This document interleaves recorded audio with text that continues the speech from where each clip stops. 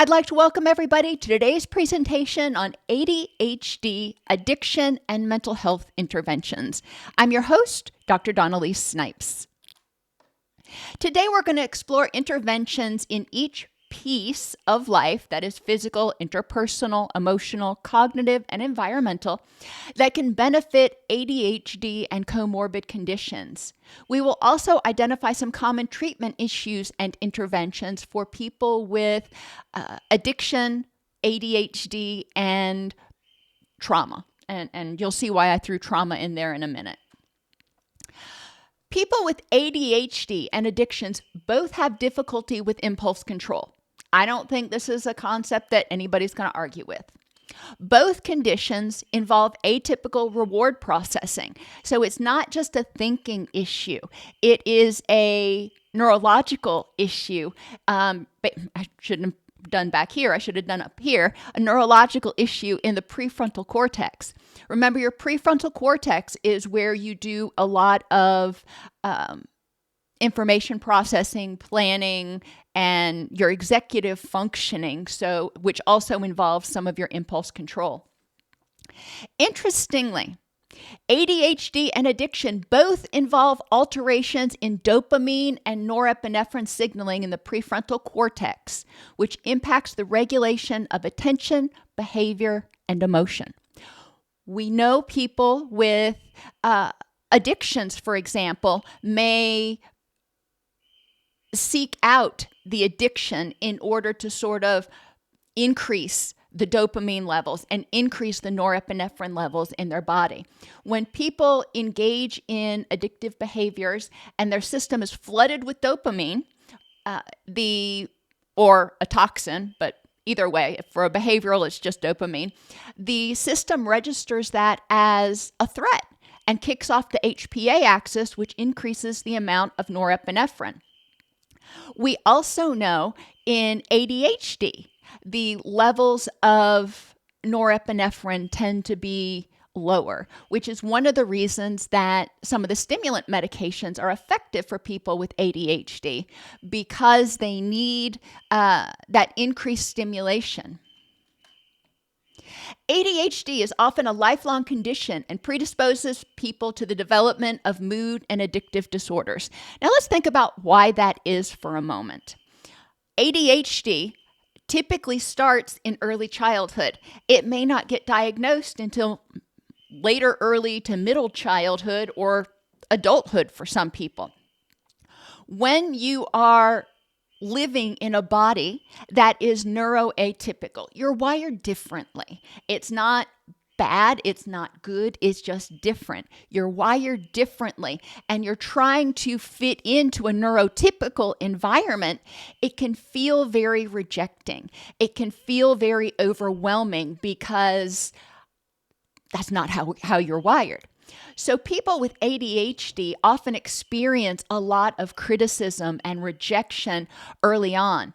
I know of one parent whose child has ADHD, and they are very young. They've been diagnosed, and one of the symptoms of ADHD, or if you will, is difficulty with fine motor control. And my son had the same issue, so I can empathize. But this child is really struggling in school with penmanship because the teacher is not willing to recognize that the child is doing the best they can, and they have this neurological difference. They're not going to be able to write as clearly or as pretty as some of the rest of the world. And that really makes me angry, but I digress. My point being, from children, from peers, from parents, children with ADHD often experience a lot of difficulty integrating into a neurotypical world with blurting, with penmanship, with not being able to sit still. You can think about kids that you've seen in the grocery store or you've seen in church or even in the movies who probably have ADHD. And you can imagine if their caregivers don't understand why they're acting the way they're acting and don't have tools to help them integrate and manage themselves within a neurotypical environment, because not all environments are going to change to fit the child, that the child would experience a lot of anxiety and rejection. So anyhow, that being said, from an early age, children with ADHD develop rejection sensitivity and may feel unsafe and powerless in their own body. They're trying to do the very right thing, but they just can't. That impulse control is not there. And remember, we're talking about kids. Kids, by their very nature, have much poorer impulse control than adults. I remember my son telling me that, it just took every ounce of energy he had to try to hold it together and sit still in class when he would finish his assignments. And the teacher's suggestion was for him to put his head on the table. Well, that's not something that's effective. He wanted to read a book. The teacher said, no, you put your head on the table.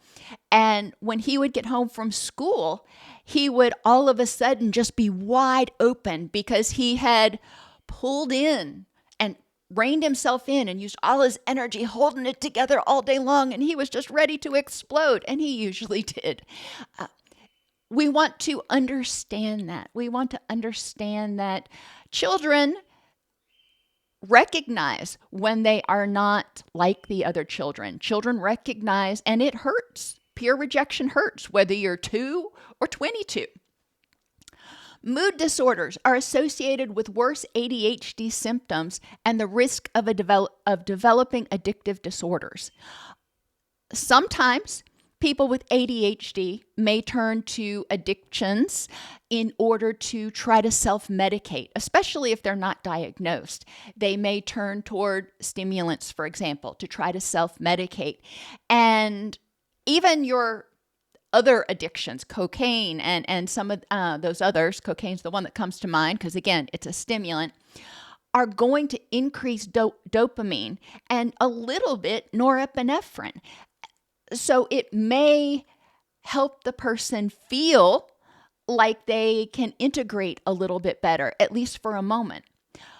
Either way, if somebody with ADHD may not self-medicate the ADHD with the addiction, but they may start developing social anxiety, clinical depression, CPTSD, a variety of issues. And then they may turn to substances or addictive behaviors to try to self-medicate that. We see a very high correlation between ADHD and addictions. And especially in early recovery, there is often a lot of ADHD-like behavior because the person's brain is sort of coming down off that flood of dopamine and norepinephrine, so their entire nervous system is trying to re-regulate. There is a higher than average correlation of ADHD to trauma, addiction, autoimmune issues, and mood disorders. And I want you to recognize, and I put the autoimmune issues out there for a reason, obviously.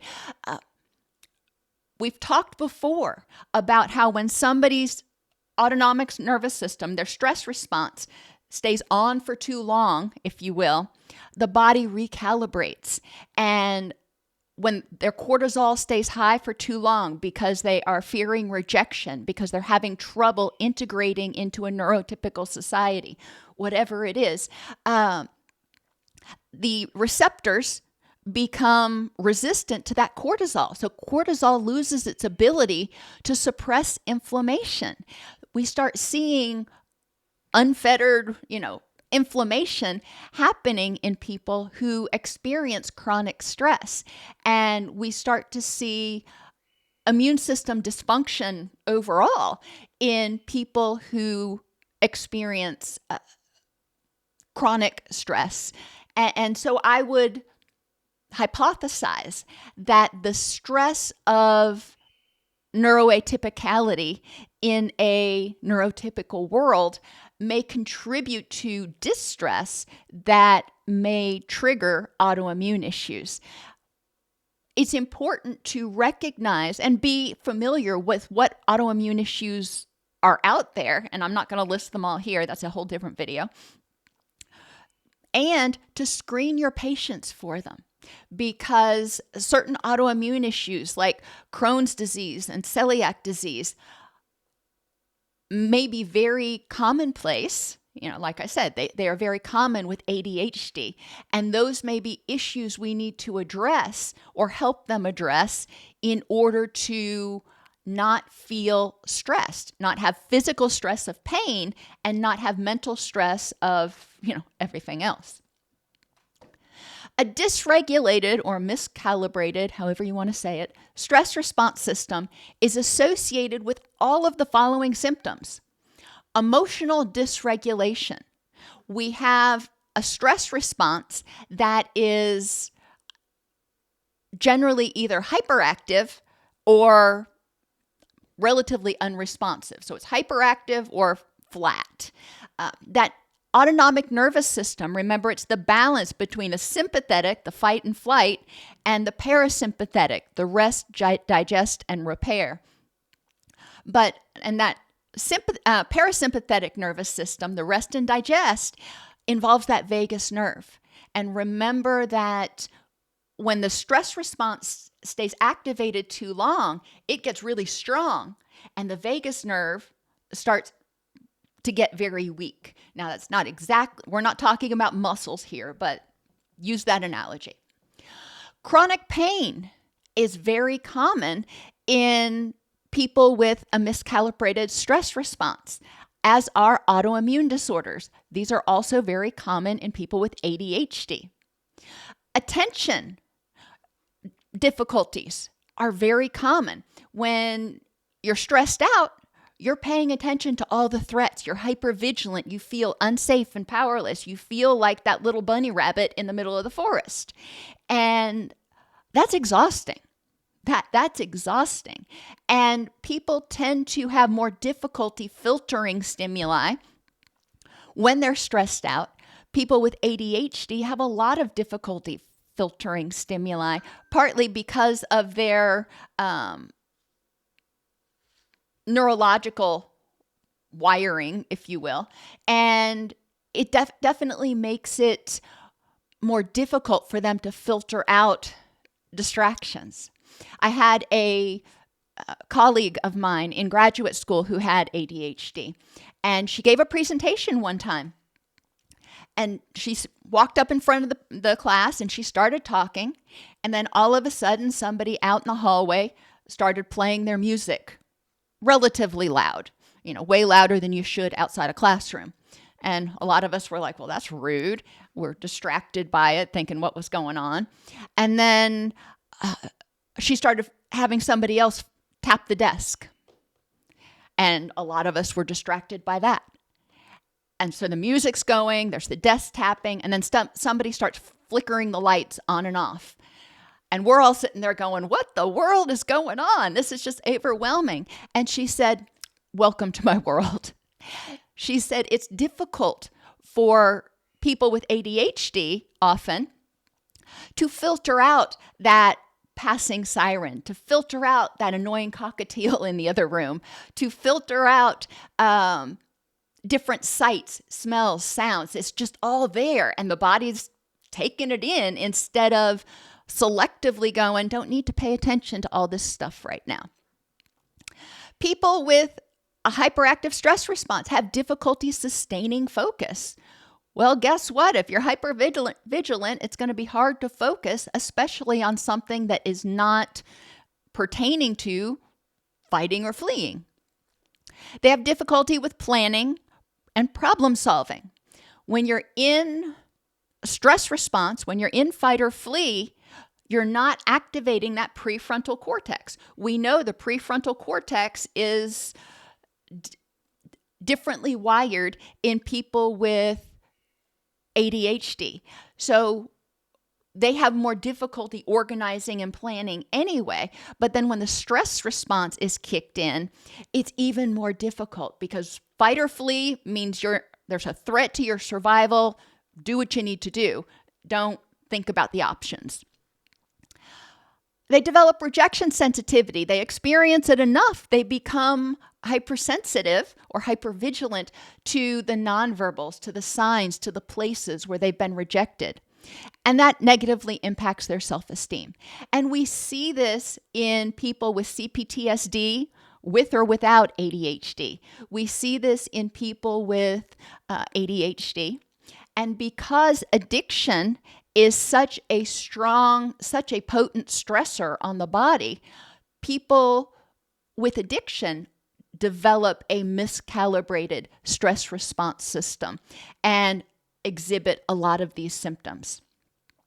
Interventions aimed at healing the autonomic nervous system, so there's better balance, better control and handoff between the stress response and the relaxation response, and strengthening vagal tone, that relaxation response, have been shown to be extremely effective. What can we do? Physically, get adequate quality sleep, 7 to 9 hours. This is important for people with ADHD, addiction, trauma. When you're sleep deprived, your body registers it as a stressor, and that's going to activate the stress response. When you don't get adequate quality sleep, it throws your circadian rhythms out of balance, which also throws your cortisol levels out of balance. Remember, cortisol spikes in the morning and decreases throughout the day. Therefore, if your stress response is dysregulated, one of the things you need to start doing is removing sources of unnecessary stress. One of them is sleep deprivation. So get adequate quality sleep. For some people with ADHD and trauma, you may need to work on their sleep hygiene routine. You may need to work on sleep strategies because they may have difficulty laying down and falling asleep. Circadian rhythms to support normal cortisol levels and HPA axis functioning are also important. Circadian rhythms involve when it's light outside, when it's dark. That helps set your circadian rhythms. But also, your circadian rhythms are set by temperature and by the activities that you're doing. When I get up in the morning and get out of bed and brush my teeth, my brain knows, hey, it's time to start getting ready for the day. And then it knows kind of what I'm supposed to be doing.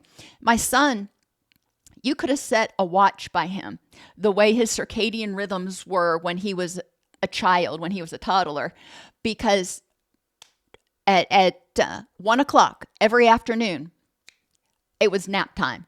You know, he would just, all of a sudden, it was like he would hit a wall and it was nap time. And, you know, we all get hungry about the same time every day. You'll be at your desk and you're like, oh yeah, you know, it's lunchtime. I guess that's why I'm hungry. So your body's releasing those hunger hormones as part of your circadian rhythm. So when your circadian rhythm gets out of whack, your hunger hormones do too, as well as your sleep hormones and everything else. Take medication as prescribed. Whatever that medication is, if it's an anti-inflammatory, if it's a psychotropic, if you're not on medication, okay, then don't take medication.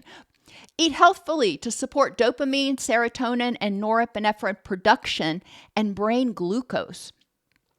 One of the things we see with people with ADHD and trauma in particular, and depending on the type of addiction, sometimes addiction, the brain is one of the biggest consumers of blood glucose.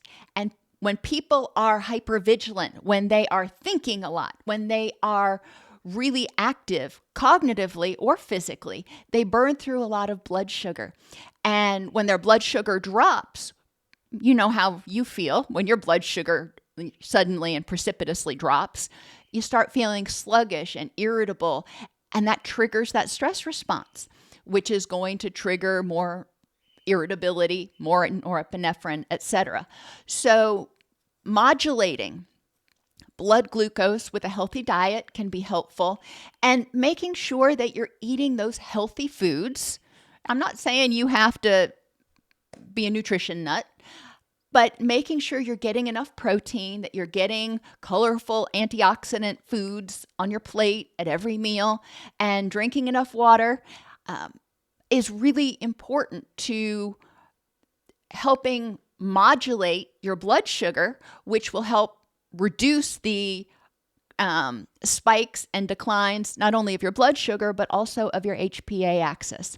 When your blood sugar goes down, HPA axis kicks on, tells your body, hey, we need to get some blood glucose out of storage, so come on.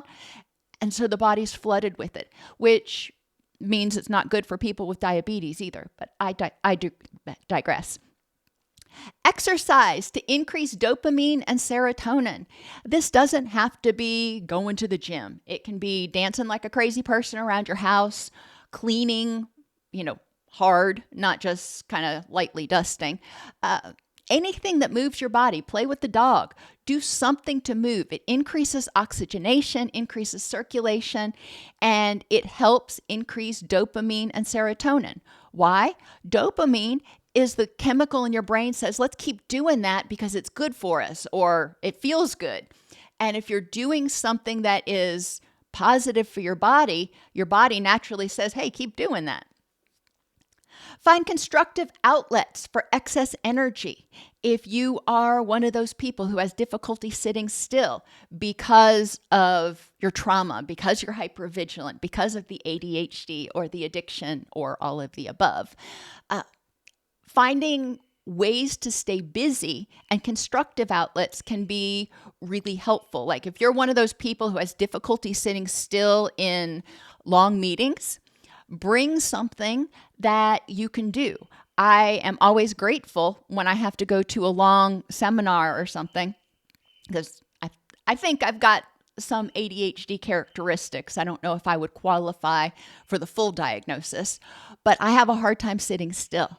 And I need something to do with my hands. I will scribble, I will draw. If I can bring my crochet needles, I will crochet. But it's always helpful. When I do conferences and longer webinars in person, I typically give people adult coloring sheets and I put colored pencils or crayons at the table so people can doodle. We can listen and doodle at the same time. And it actually helps some people because when they're doodling, their mind is more open, interestingly enough. And get more sunlight in order to increase vitamin D, which will help increase dopamine availability. Develop distress tolerance and down-regulation skills. Now, a lot of times we talk about distress tolerance in the emotional section, but it's really a physiological activity. What you're trying to do is slow your heart rate, slow your respiration, reduce your blood pressure, and you're doing that by activating your vagus nerve. Those are physiological processes. We can do that through vagus nerve massage. We can do that through deep breathing. We can do that through singing really loudly. All of those things can help down-regulate. Improve your nutrition. I already kind of mentioned that. Antioxidants help get rid of the nasty byproducts that they call that lead to oxidative stress and get them out of your body. Antioxidants are found in colorful foods. Eat foods, and each different color has different types of antioxidants. So your black and purple foods and blue have different antioxidants than your red foods, than your yellow, than your orange. Try to have 3 colors on your plate at every meal. And that doesn't include condiments or Skittles. So, omega-3s actually upregulate the body's own antioxidant defenses. Getting enough omega-3s through walnuts or fish oils, salmon, that can be really helpful. Hydration is important. Your body is a significant proportion water, and just 1% dehydration slows our cognitive functioning. 3% dehydration slows our reflexes and our cognitive functioning to the point that it's like somebody who is legally intoxicated, which I found that to be very, very interesting, but you can test that for yourself if you want to. And make sure you have enough proteins. Your neurotransmitters need proteins, tryptophan, and others in order to be created. So make sure you're getting good quality proteins. You don't have to go out of your way and eat weird things. If you're getting enough whole protein, then you're getting what your body needs. Chia seeds and quinoa are plant foods that offer complete proteins, as well as obviously your animal-based foods. Get a physical and blood work. Your T3 and T4 levels, your gonadal hormones, vitamin D levels, and vitamin B12 levels all can contribute to stress, which can exacerbate the ADHD, the addiction, and the trauma. Get vision and hearing screenings. This is important if you haven't been diagnosed with ADHD. Some children and even adults who fight tooth and nail and say, I don't need glasses, I know I was one of those, may have difficulty focusing and concentrating because they can't see or they can't hear what is being said. That leads to confusion and potentially misunderstandings and stress, and again, activation of that stress response. So get screened. It's not hard, and it can reduce your overall stress. If you're engaged in addictive behaviors, obviously seek treatment. Addictions, by their very nature, are stressful. Vagus nerve stimulation. You know this is a favorite topic of mine. Direct vagus nerve stimulation via transcutaneous auricular, which is the nerve, vagus stimulation, and transcutaneous vagus stimulation, which is other than right at the ear, targets the vagus nerve in the autonomic nervous system, reduces stress responses, which are known triggers for impulsivity in ADHD and known triggers for relapse in addiction. So get to be friends with your vagus nerve. Figure out how to strengthen that puppy, because it is important at helping you ride the wave, at helping you decompress, downregulate, whatever words you want to use. By increasing vagal tone, your vagus nerve's ability to actually kick into gear, vagus nerve stimulation improves emotional stability and reduces cravings. That's really important. If we get stressed out and we start having cravings or we start feeling urges to be impulsive, then and we're able to downregulate our nervous system, we go into rest and digest, and we become less impulsive, and our HPA axis is less active, and there's less emotional turmoil. We're actually turning down the volume of those intense emotions. Research on vagus nerve stimulation for ADHD shows improvement in emotional control and attentional focus through its effects on the HPA axis and neurochemical balance. If you prevent your body from staying hyperactive in that stress response for too long and causing the HPA axis to start to get dysregulated, then you're going to have an easier time regulating your emotions. Difficulty with emotional control really starts once that HPA axis is dysregulated and people go from flat, where they just, they're exhausted, they just don't care, whatever, to furious or frantic. If we can prevent those surges and pace the emotions, if you will, then people will start to heal their nervous system. In addiction, the vagus nerve stimulation has shown promise in stabilizing dopamine-related reward circuits, reducing the likelihood of relapse by minimizing stress-driven cravings and mood fluctuations. Relapse is basically an impulsive behavior, and by developing more control over your emotional responses, by not feeling like your emotions are going to overwhelm you, by feeling like, hey, I'm safe, I am empowered to downregulate my own emotions, then people with addictions often don't feel the need to resort to using, because they're able to accomplish the same thing by activating that vagus nerve instead of triggering the dopamine circuits otherwise. In ADHD, vagus nerve stimulation improves tolerance to frustration. Well, guess what? People with ADHD, they start doing something, they start getting frustrated. That triggers impulsivity. When they start getting frustrated, if they activate that vagus nerve, they're going to downregulate. That impulsivity goes down, the frustration goes down. They can get into their wise mind and think more clearly. So vagus nerve stimulation improves tolerance to frustration, which often leads to emotional outbursts, while in addiction, vagus nerve stimulation mitigates the emotional triggers. Vagus nerve stimulation combined with biofeedback fosters an understanding of individuals' understanding of their own stress responses. When I work on vagus nerve strengthening exercises, I typically have my heart rate monitor on. I wear one of those Polar straps, and I will do interval work. I will work really, really hard and get my heart rate up. Then it's kind of a game to see how quickly I can get my heart rate to come back down to baseline. And I do a set of 10 or 15 intervals during my workout. And that's how I strengthen my vagus nerve. That's not how everybody wants to do it.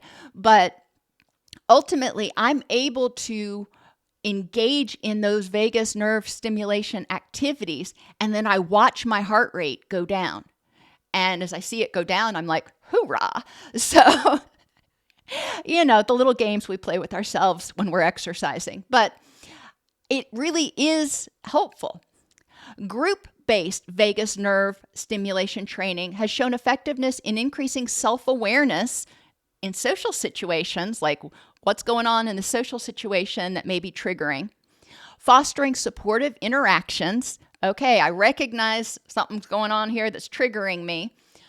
Let me reach out for social support. And all of this can reinforce positive behaviors and reduce impulsive responses. VNS has also been shown to enhance cognitive flexibility and executive functioning by increasing norepinephrine and GABA levels, which are crucial for focus and impulse control. Well, let's go back. Think about our neurotransmitters again. What is GABA? GABA is our main calming neurochemical. GABA is the one that says, slow down, you got this, let's just think about what we need to do.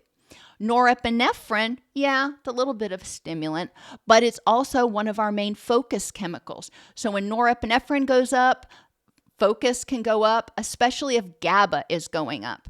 When norepinephrine goes up with glutamate, that's I'm focusing on getting the heck out of here. I'm focusing on stress. When norepinephrine goes up with GABA, it's I feel safe, now let me focus on the task at hand. Interpersonally, significant others. Here's a couple of tips. If you have somebody with ADHD, addiction, or trauma issues, focus on the person's strengths, not their mistakes. And why am I putting all these together? Because when you look at the symptoms of CPTSD and ADHD, they overlap a lot.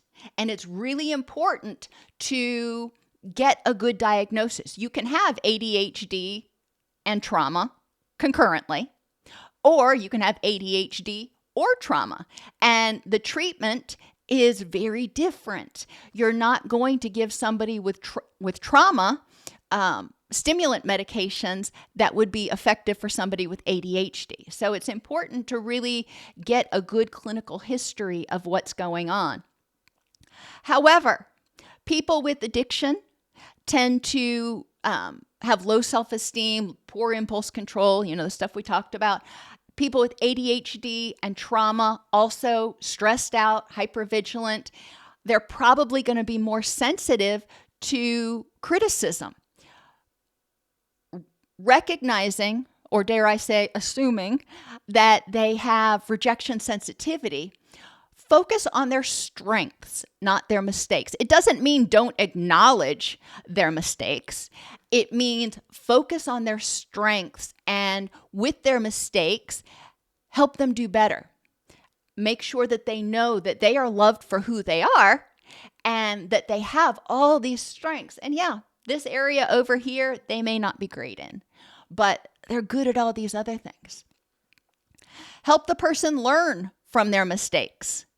If they make a mistake and they feel like they're being criticized, anything you say to them after that is going to go in one ear and out the other, because they're in fight or flight. That rejection sensitivity has been triggered. When the person is down-regulated, help them down-regulate if you need to. When they're down-regulated, then help them learn from their mistakes. Let's look at how this occurred, what happened that led up to this impulsive behavior, and what can we do next time? One of the things I learned as a parent was right after school was not the time to take my son grocery shopping, because he had built up all that stress. He had held it in for so long and he was ready to just explode. And taking him to the grocery store right after school was destined to provoke impulsivity and all kinds of other acting out behaviors, because he couldn't take it anymore. So part of it is helping the child learn from the mistakes. And if we're talking about a child, sometimes parents need to learn too that that's just too much for him to handle. So we would go to the park first before we would go to the store. In terms of adults, significant others, teachers, supervisors, make sure that you're providing or helping the person create to-do lists. People with ADHD often have difficulty organizing and planning. So if you sit down and you help them figure out how to plan it out, that can be super helpful. And that's a reasonable accommodation. You can even give them a step-by-step to-do list. That's a reasonable accommodation. Helping them recognize also when things need to be done, because people with ADHD often have time blindness. They have difficulty recognizing how long something's going to take. And it's important to help them figure out how to manage their time. Now, this sounds like a lot for a teacher or a supervisor to do. Hopefully, the person has learned along the way through school and through working with their parents, but a lot of times that doesn't happen. Helping them recognize, okay, I don't like setting time frames, but I really do need to do that in order to make sure that I get everything done. Improve mindfulness. Help the person improve mindfulness of their needs and their ability to communicate them. I know what I need in order to focus right now. I know what I need here. My son, again, I can use him as an example. I am one, y'all know, I'm very structured, and I like my lists. I like my schedules. I like things. And that's just too structured for him, despite the ADHD. He does better with to-do lists that he has to get done in a particular day or something. If you get it too structured, he feels overwhelmed. And it took a while before he felt comfortable communicating that to me and saying, Ma, you're overwhelming me with all this minutia. I need bigger strokes and a little bit of time. And fine. Being able to communicate what you need to others is also important. Being able to communicate to your boss. I hear you want me to get this project done. I need you to help me break it down into manageable tasks. Okay, that works too. Have the person with ADHD discuss with their significant others what their symptoms are and what the significant others can do to help. For example, with children or with patients that I had in residential when we'd be in group, if somebody would start to blurt, I'd hold a finger to my mouth, not looking at them going, because that's rude, but I would just, kind of nondescript and not looking at anybody in particular, and that served as a cue for some people. Because of the time blindness, it can be helpful to call somebody 30 minutes ahead of time to remind them that you're going to be there to pick them up, for example. That is a reasonable request that somebody with ADHD may make. Educate people about your ADHD. They can't help, they can't intervene, they can't understand if they don't know.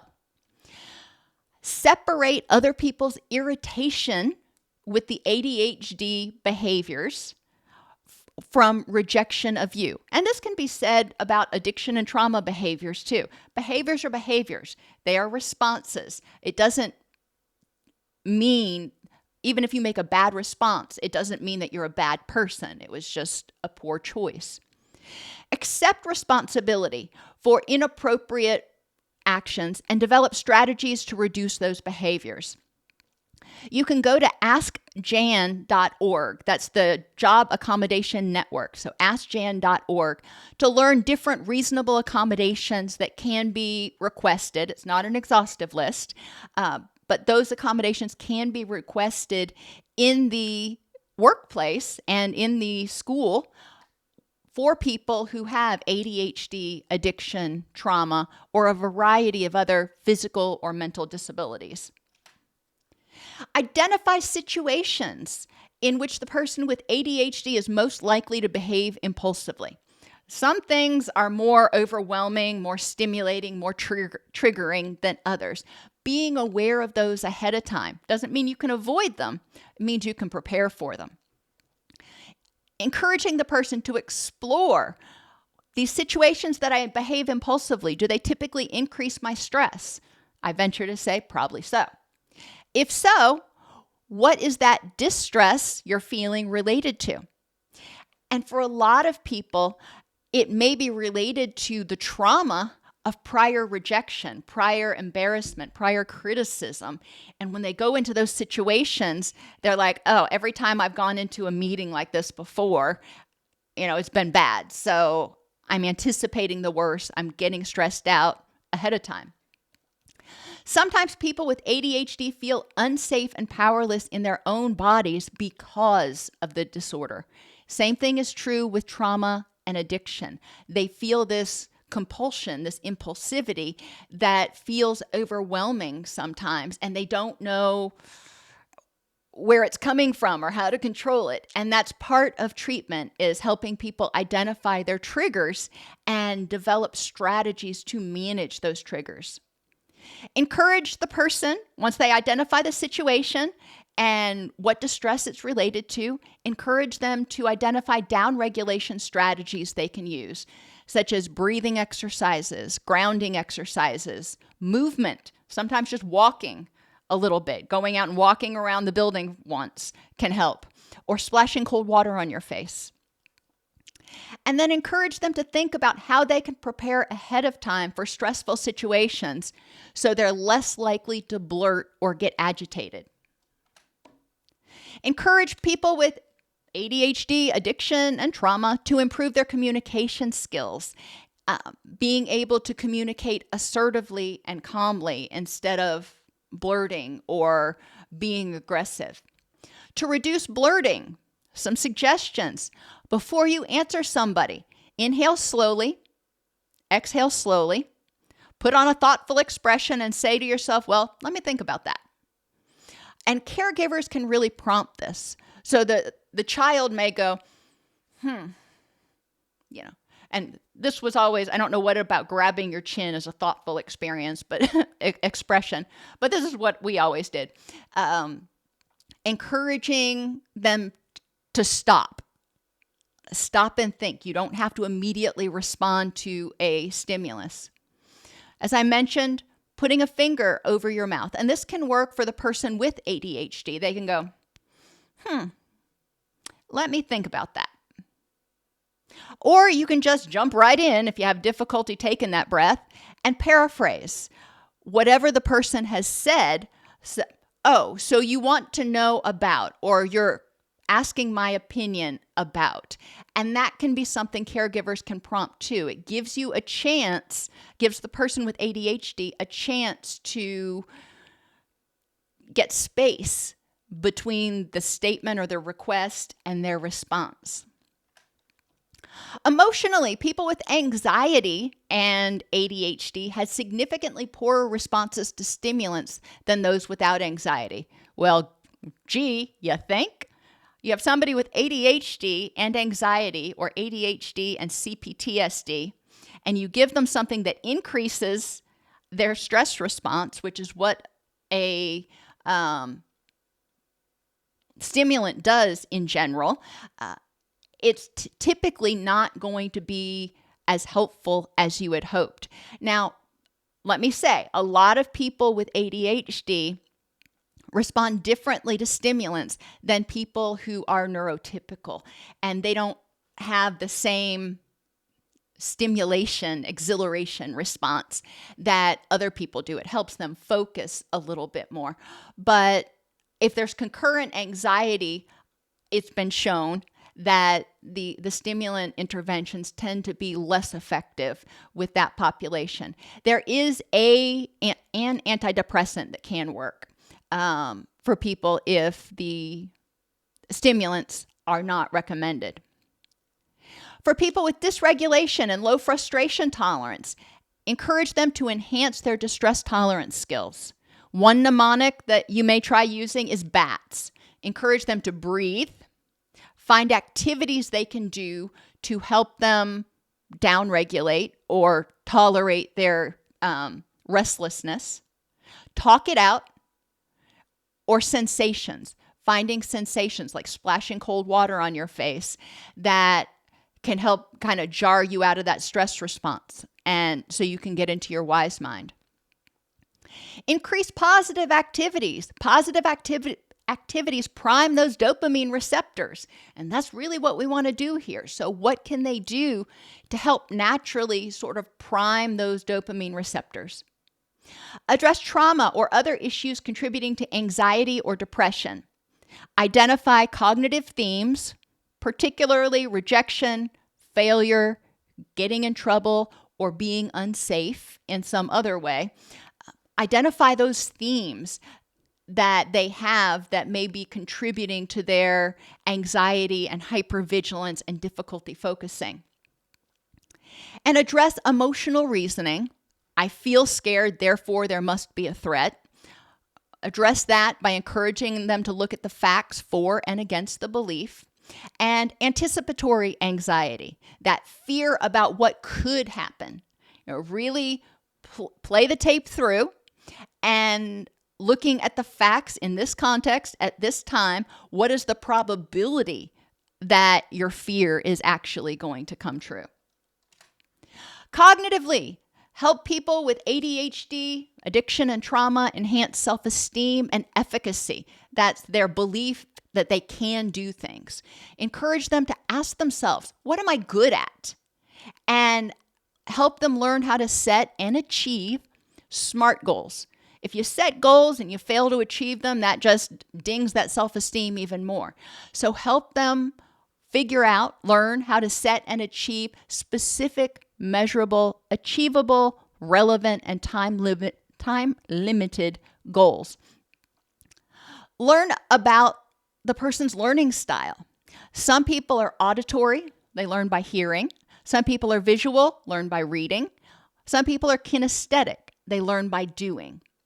And help them use that knowledge to work with the information. I have an entire video on learning style and adult learning theory that goes into how to do that. And some people are active learners.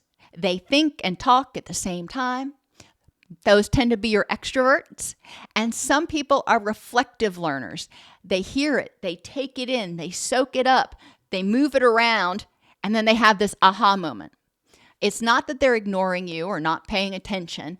They need the data, then they need processing time before they provide a response. If you've got somebody who is more of a reflective learner, that's fine. Give them a minute. After you ask a question, give them a minute to think about it. They're not going to be the first one going, "Ooh, call on me." But that's okay. Encourage people to get screened for dyslexia. There's a lot of overlap. There's a lot of concurrence between ADHD and dyslexia. And people with dyslexia get frustrated in school. They have difficulty learning up to their abilities, if you will, because they're having a hard time reading or adding. I mean, there's all kinds of dyslexia, but dyslexia can be mistaken for ADHD because a lot of people with dyslexia will get frustrated and just kind of zone out. Prioritize. Encourage the person to prioritize what's most important for them to move toward what they define as a rich and meaningful life. Encourage people to chunk it. ADHD have difficulty concentrating for long periods unless it's something they really, really like. Addiction, trauma, same thing. So, okay, you're already stressed out for whatever reason. Whatever you've got to do, break it down into manageable chunks that you can get accomplished. Whatever that chunk is for you, 15 minutes, 30 minutes, an hour, chunk it. And if you're doing something you're not interested in, try to relate it to something you are interested in.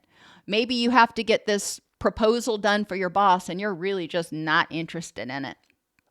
However, you really like having that paycheck and you're going to use that paycheck to go on vacation, in 2 weeks or in a month or something. So you see that I've got to do this in order to achieve the goal that I want.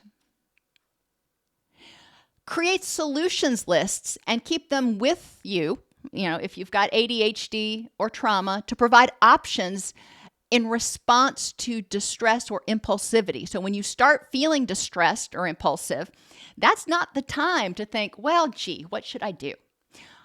You're already in that fight or flight. You're already in that stress response. So keeping a list with you on your mobile device, in your purse, in your backpack, I don't care.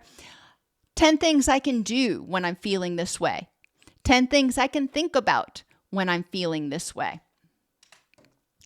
Plan ahead and use impulse control strategies.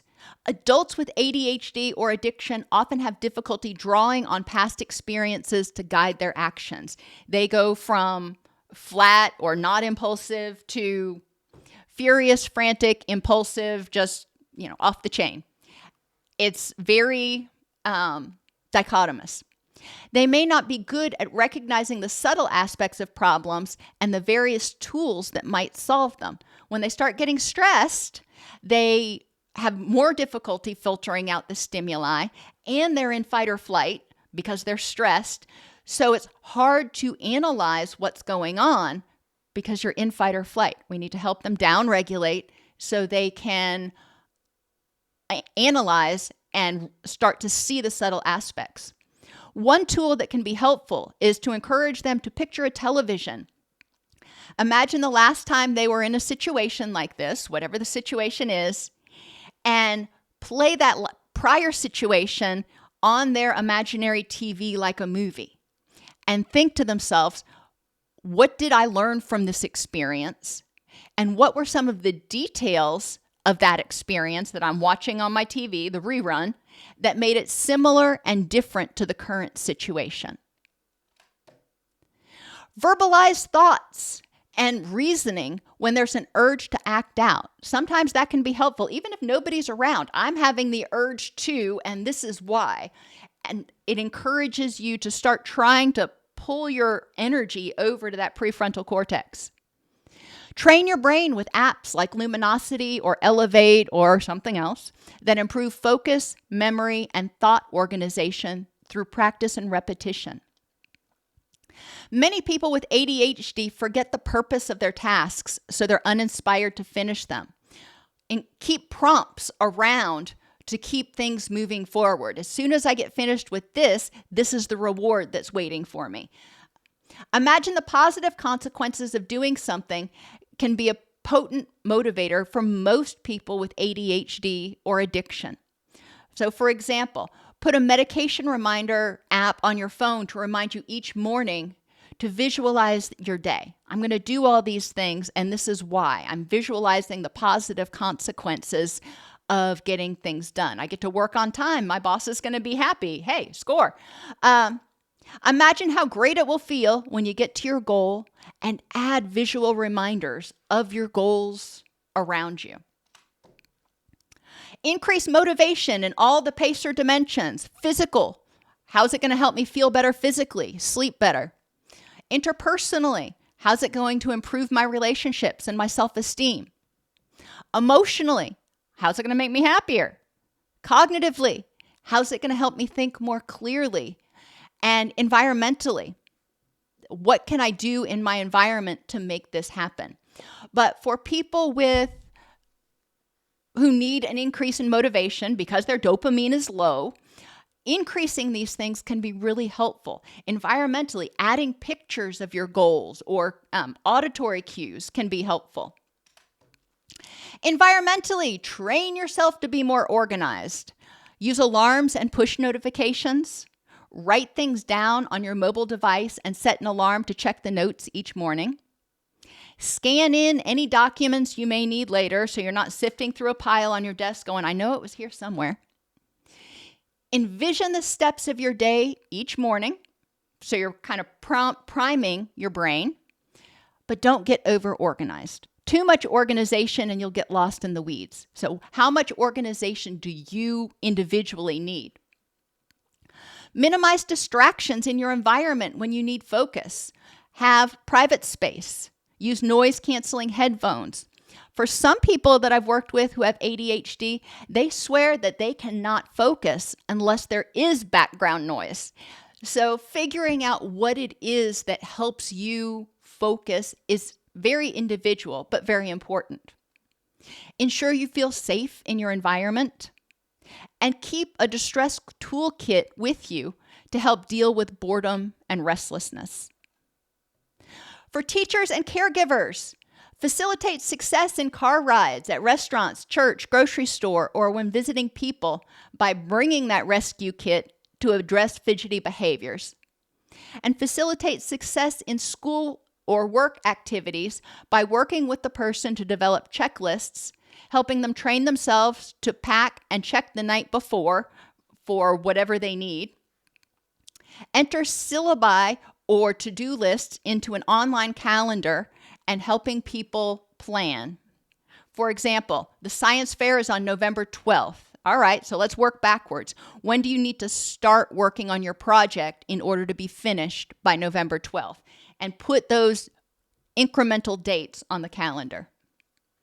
I mentioned earlier the Job Accommodation Network, essential tool.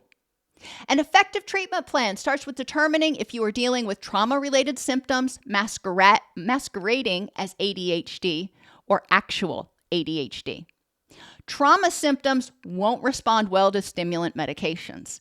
However, many people with ADHD who have ADHD develop trauma-related symptoms as a result of the experiences they have prior to or even after their diagnosis. So it's very possible to have CPTSD and ADHD concurrently. Treating someone with ADHD must recognize not only the impact of the ADHD increasing stress, but also schema, beliefs related to rejection and criticism, and how those schema trigger the stress response in similar situations. People with ADHD and or trauma will sometimes self-medicate with addictive behaviors.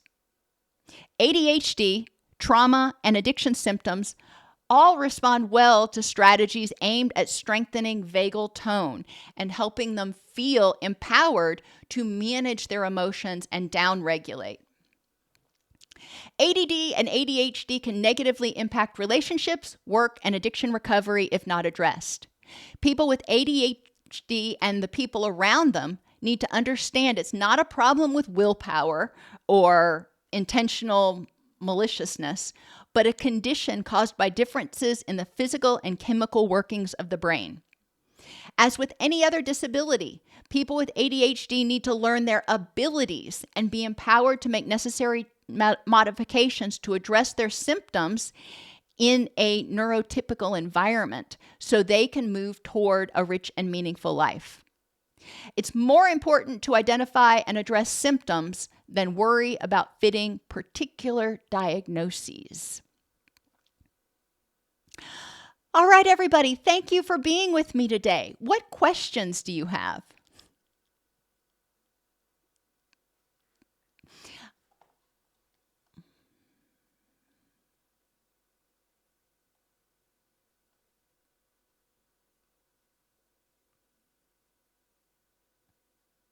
Electrolyte drops in your wallet can be really helpful. Great suggestion, Dr. Darlene. I'm sorry to hear that, Roller Girl. Roller Girl, are you still here? Oh, yes, you are. Excellent. Roller Girl, can you email support@allceus.com or support@docsnipes.com? That's probably easier.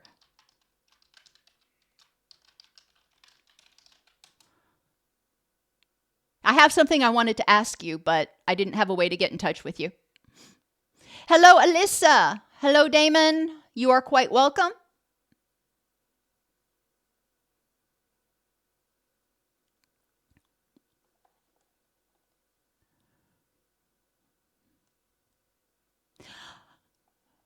Do I offer mentorship? Sure. I'm always happy to mentor new people in the field. Now, clinical supervision is different because states have all their own, weird, wacky, wild rules. But I do mentorship, and yes, I do. So you can also email support@docsnipes.com.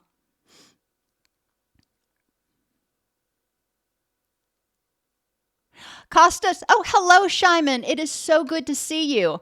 I hope you've been here the past few weeks, but you tend to kind of fly under the radar sometimes, but it's always good to see you, and I'm glad you are well.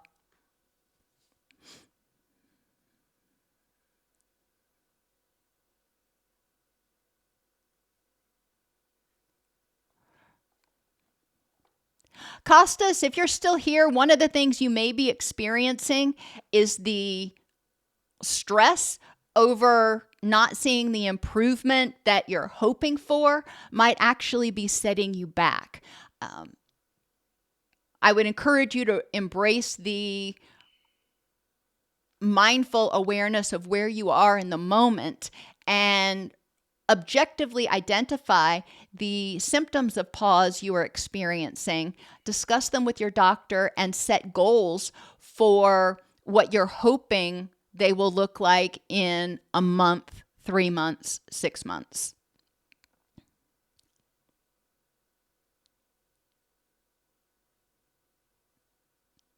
Alrighty, everybody, have a wonderful, wonderful rest of your week, and I'll see you next Wednesday when we are going to start our sort of mini series on working with the older population, people with disabilities in skilled nursing care, and people with dementia.